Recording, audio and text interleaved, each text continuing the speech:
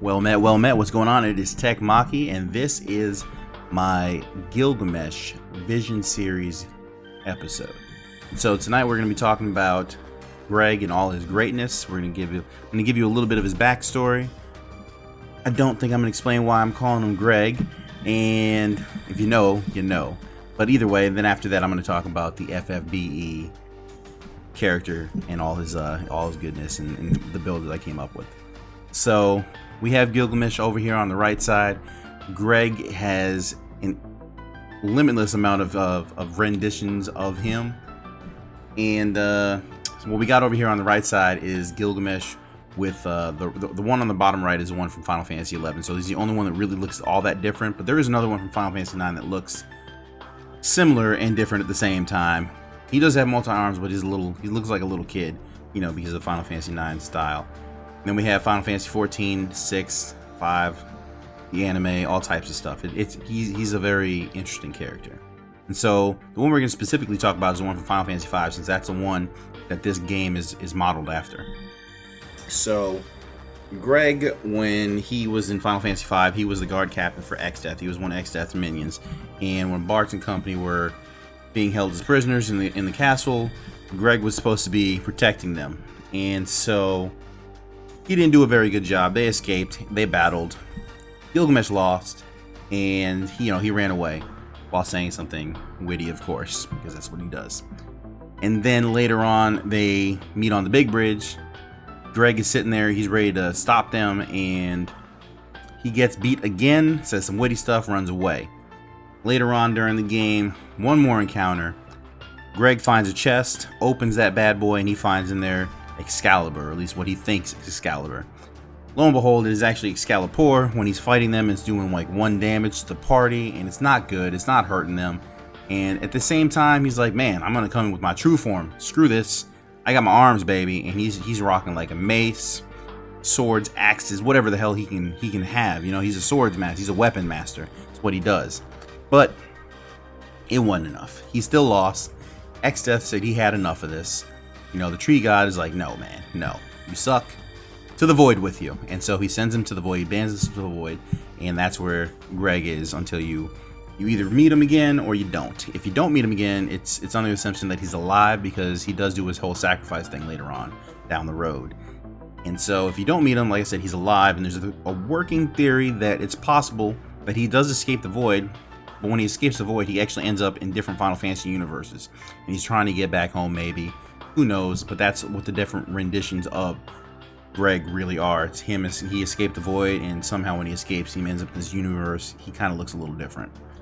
Either way, that's Greg, Final Fantasy 5, and all the other ones. Now we're going to go ahead and move into Gilgamesh from Final Fantasy Brave Exvius. So he comes in on Brave Exvius as a 5-star base. He was, to me, an easy pull. I think I got him pretty quick. And for other people, they got him pretty quick too. I think only one of my guys, Clay, he was the only one who didn't pull him immediately. I think he got him on the end of the banner or something. So that's him. He comes in a 5-star base. He does move up to 6-star. He gets his little flaming spirit, you know, because he's badass. And he is designated as a guard captain in the game on the status screen. And that calls back to Final Fantasy V, you know, when he was an actual guard captain, you know, trying to protect or guard Bart's and company.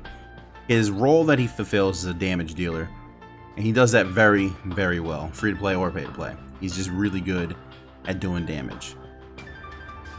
His stats that he has a pretty good chunk of would be HP, MP, attack, and defense. His HP, MP, attack, exceptional, and his defense is very decent. Like it's near exceptional, especially for a damage dealer.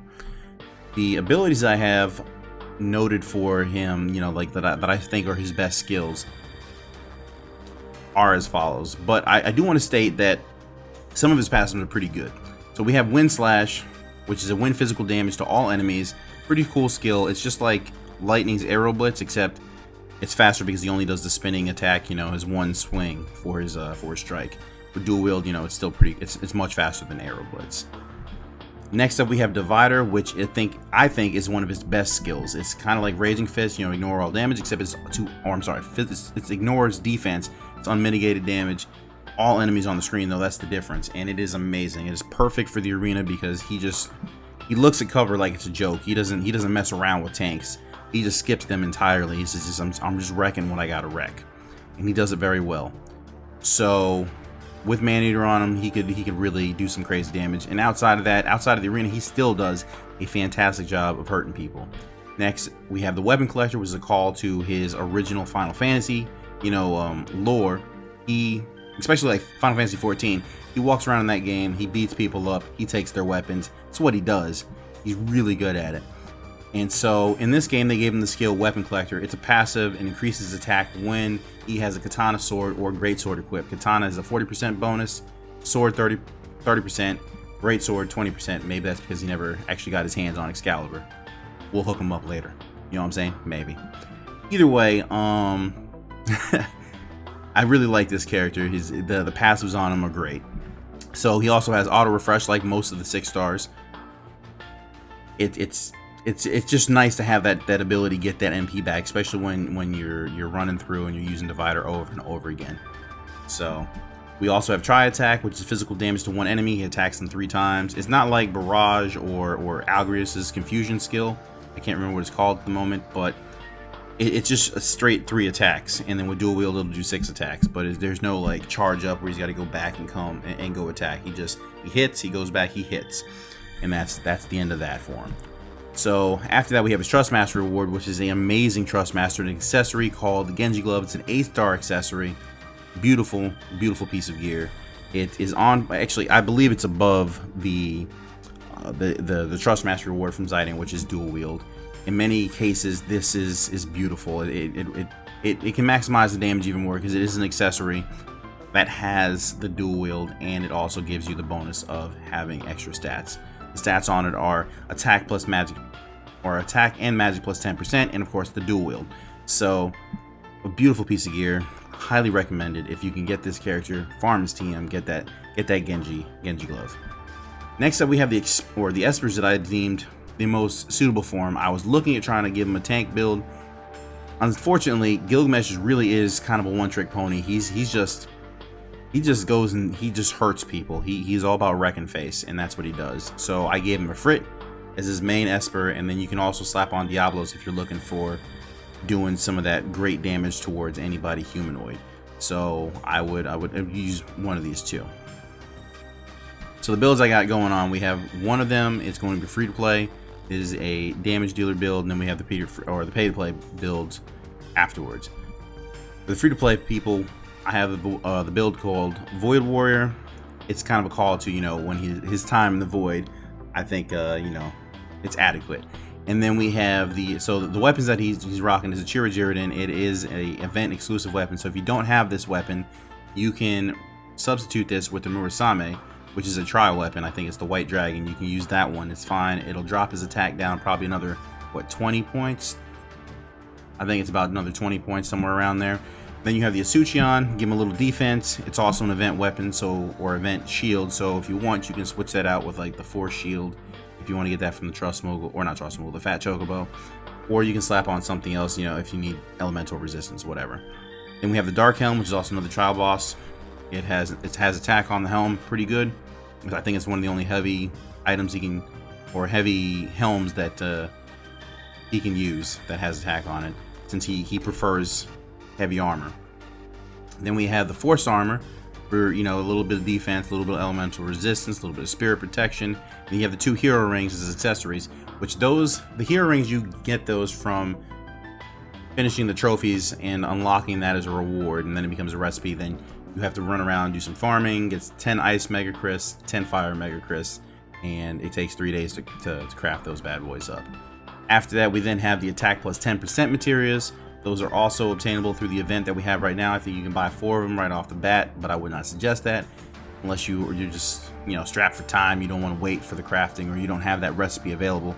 But in the new content that we got, you can get the recipe for attack plus 10%, so you can just keep crafting those bad boys. You can have also, way back in the day, bought a pack that had an attack plus 10% materia in there. So the next build we have is the first pay to play build. I call this the greatest. He's just all about hurting people in this one. So this one is the Diablos build. It's the Maneater build. It's verse humans. With this one, you have Sakura Fubuki as the main weapon and Moonblade as the secondary weapon. Sakura Fubuki is Miyuki's TM and the Moonblade is Delita's TM. Next up, you have the Dark Helm, same as the last one. We don't currently have another piece of gear that he can slap on there because I don't think he can wear black cowls. So that's the headpiece for him. Maximilian, if you want to get that extra defense. If not, you can always stick with a Force Armor. It's just going to drop his defense a little bit, but it'll give him a small, I think it's like what, 10 spirit boost or whatever. So you can rock that, or you can slap that in there if you want to. Next up, we have the Genji Glove. And this is so that he can rock that Moonblade, plus it gives him a little bit more bonus. You have the Bracer, which is Gafgarion's TM. 2 lunge combos, which you can always swap out for 2 Seals of Destructions if you don't like the HP and MP bonus, and you just want, I'm sorry, not HP, the MP and defense bonus. You can swap them out for Seals of Destruction, and that'll give a attack and magic bonus, plus I think it's HP bonus. Then we have Blade Mastery, which of course is a 50% bonus to the base damage if you're equipping a weapon, or I'm sorry, if you're equipping a katana, which of course it does stack indeed with his weapon collector. So with weapon collector and Blade Mastery, you have a 90% bonus to his base attack. Slap that Sakura Fubuki on there if you can. Next up, we have Power Creation, which is Maxwell's TM. Overall, this gives him a attack rating of 751, HP of 5306, and 240 MP. Of course, he's going to do more damage to humanoid enemies. After that, we have the next part of the greatest build, which is with Ifrit. Instead, this has 787 attack, 5308 HP, a little less MP, but it's still a suitable build. This is the strongest build you can get with him, so I would highly recommend this setup if you have Gilgamesh. After that, I just want to show you the max pots that you have on that. And with max pots, he is running at 6048 HP, 280 MP, 870 attack, which is insane. I want to say that it's insane how much attack he can have, and that's with the same setup with a Frit. So if you can get this gear, I would slap that thing on him and make him the baddest Greg he can be. Maybe this time he won't run from battle. Anyway, so that's pretty much it for Gilgamesh. If you have any other questions, don't hesitate to ask them in the comments down below. But if you like the video, go ahead and give it a thumbs up, and go ahead and subscribe to my channel. And again, like I always say, I'm a Twitch streamer. You can find me on twitch.tv/tech_Maki. It's also in the description down below. But don't hesitate to jump in there. But either way, Tech Maki out.